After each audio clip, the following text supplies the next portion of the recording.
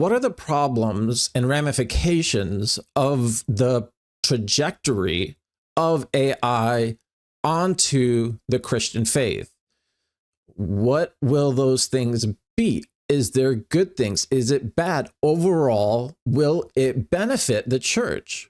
Well, that's the question we're going to answer. And we're going to look at three things. We're going to look at the inherent flaw of AI, which will make it dangerous if it continues on the trajectory it's in, being integrated into every part of people's lives. The second thing is these ramifications, who are they going to affect the most? And in what way will that affect them? The third thing is this going to affect us such to the core that it affects our very identity? And so we're going to answer these questions. We're going to go one by one. First, I have done extensive research and read a lot of studies into this first point. And this is why I come out to the conclusion that AI has an inherent problem, and that problem, as always, is man. It's man. And this is what convinced me of that. I was reading many studies, and then there was one I came upon that, what was its name? I think it was Feminist Reengineering of AI. And to no surprise, I was interested in what was being said. And essentially, they want to change AI, specifically religious AI in Islam and Judaism and Christianity, to be conformed to their ideology. Let's look at just some quotes that I think summarize the entirety of this study. And so this quote starts off, it's towards the end of the study. And it says, so while we have criticized the sexist tendencies of GBTs, we must acknowledge their ability to learn about diverse perspectives from evolving data sets. Fair filters or supervising algorithms can enlighten the bots to prevent the uncritical repetition of potentially flawed religious wisdom. I have a question. Who decides what potentially flawed religious wisdom is? Who decides that? Do they, the feminists, do they have that right? Is that their prerogative? Well, if it is, then we're not talking about religious beliefs anymore. We're talking about ideologies. We're talking about modern movements, and unbiblical ones at that. And so, okay, let's think about that. If they're going to change the Christian message among AI, and remember, these are the feminist ones. I don't know what other groups are going to come in and try to change AI of its potentially flawed religious wisdom into whatever they think. Why is this a problem? It's a problem because it affects not only, it is harder to affect a mature Christian, but it will highly affect new Christians and those who don't know anything about Christianity. They will be taught and given a perspective that is already flawed, but they believe to be Christianity. And this will just result in what appears to be mass apostasy, but in a sense it isn't, because that message of whatever they're giving them is not one that can save them. And they are then put in a box, in a bubble. They have their AI that gives them all their information. So what need do they have to go and talk to a street preacher? What need do they have to go talk to a pastor? They don't have any, because they have all their information here in the AI. Then what do we have? We have secluded men and women, ignorant of Christianity, being told things that are allegedly Christianity that are not, and they're isolated. They have no interest, no desire to engage in anybody that is truly Christian. This is a mass problem, but it ultimately comes to man being the origin of sin, as it always has been since the beginning of time. Man is what builds this into AI. And that's one significant, because it's not just one, it branches off into all types of different ways to misappropriate information and ideologies and religion. My second point is it will increase isolation, and that has ramifications as well. So who is it that it's going to isolate? Well, as I broke it down, the most vulnerable, the lonely, and the sick, and especially the lonely and sick. I remember my older brother, he was a truck driver for a while, and he told me what the saddest thing he ever saw. He saw a truck driver, and in his passenger seat, he had a teddy bear fastened to the seat. That teddy bear is all he has.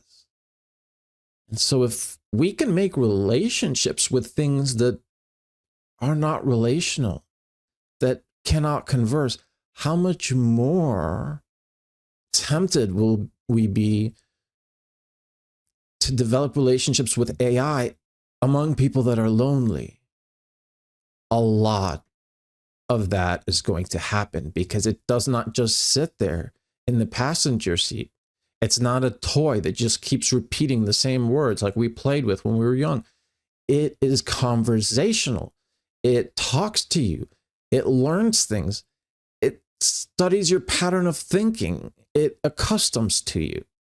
And so who are you going to go to for questions about life, existential questions, especially with those who are sick, who may be nearing the end of their lives, that may be in hospice care, who are also lonely?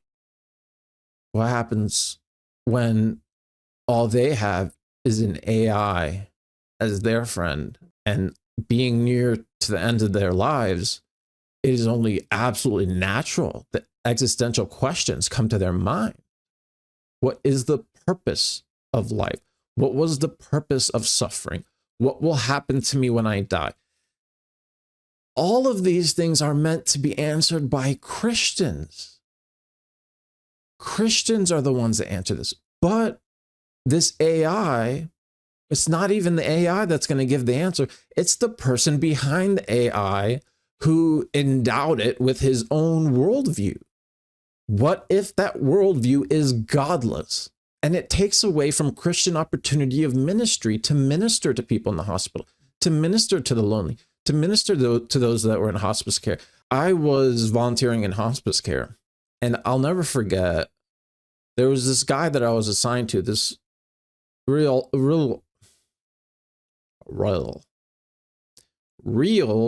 old man. I kid you not, this is what he would do all day. He would sit in his seat, just back, and he had like this TV in front of him, an older TV. And you know what that TV is showing? It is showing the camera of the entrance to the building. And he just sits there and watches it. And he looks particularly for this one woman, because whenever this one woman would come, she knows him and she'll do some little dance or something. And that's like makes his day. So this could be something that affects their eternity. And most likely it will be something that affects their eternity. Because let's face it, a biblical worldview is among the minority of the minority. It's not going to be Christians in large part, theologians. That's not going to be John MacArthur and Piper making these AI bots. It's going to be engineers, men, atheists, pagans, I don't know, whatever the heck they believe. That's the real problem with AI and the lonely and sick. And the last thing is simple. It will create an identity crisis. Who are we? Well, as Christians, we know we have been created, we have been fashioned by a maker who made us intentionally and fearfully and wonderfully, and we were made in his image. That's a uniquely Christian view. Judaism holds to it, but among all other world religions and not even world religions, don't hold to such a view as being made in the very image of God. My question then becomes, what happens when AI grows further and further down this trajectory that I've been talking about? When is it human? When is it human? For a Christian, it's a question. That's what I said. I literally said a question. A Christian, it's clear that is never going to be a human because it's never going to be made in the image of God. And only humans are made in God's image. Without the inherent knowledge and belief of the imago Dei, what is human?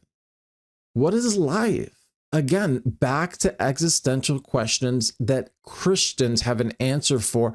But again, people will be trapped in this bubble.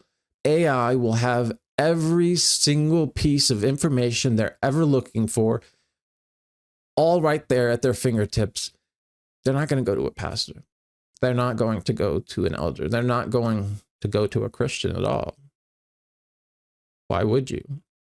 I thought of Jesus' words where he rebuked the Pharisees and he said, you hypocrites, well did Isaiah prophesy about you. These people worship me with their lips, but their hearts are far from me. That's the kind of Christianity, quote unquote Christianity, that will become the mainstream, the norm.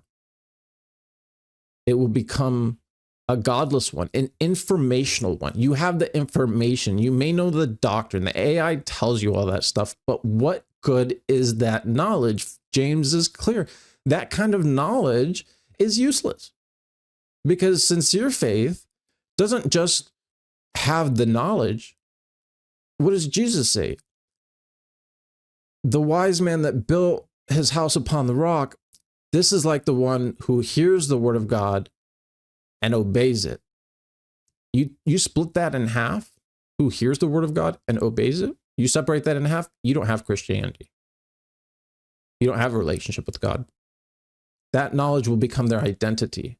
That knowledge of Christianity, that false knowledge of Christianity, that secular knowledge of Christianity will become their identity. They will be Christians. They'll call themselves Christians. They'll tell you what the doctrine of justification is. They will tell you what the doctrines of grace are. They will tell you what the book of Revelations means, verse by verse, exegete the book of Revelation. Okay, they can do all that. How will you know they're a Christian or not? They will look like Christians and talk like Christians, and they will be apostate Christians. They will be more harshly judged because they knew the gospel. They never knew what sincere faith was because they never encountered or talked to or had fellowship with real Christians and went to church and heard the exposition of the word and the Spirit move among the people in corporate worship. You won't know. Pews will be empty. Empty pews means no tithes. No tithes means no money for the church. No money for the church means we can't send ministers out. We can't do ministry. This is a chain reaction that will end badly. And the solution, I think, is as Christians, as much as humanly possible as Christians, we have to separate AI from every advancing part of it to us. Because I think even accepting it on a certain level, when it gets to a certain degree, it's just acceptance of it. So we have to be wise in discerning that. And we have to really, more than ever, separate from the world, because that will be a part of the world now. Anyways, let me know what your guys' thoughts are. Is AI a problem? Is it going to destroy the Christian faith? Is it going to bring eternal damnation to the isolated, the lonely, the sick? Or is it a good thing? People have more access to information, have more access to the gospel, have more knowledge in general. Let me know in the comments down below. Thank you all for watching. I love you, brothers and sisters. I hope that you will have a great day, evening, afternoon, whenever you're watching this. And I'll see you guys in the next video.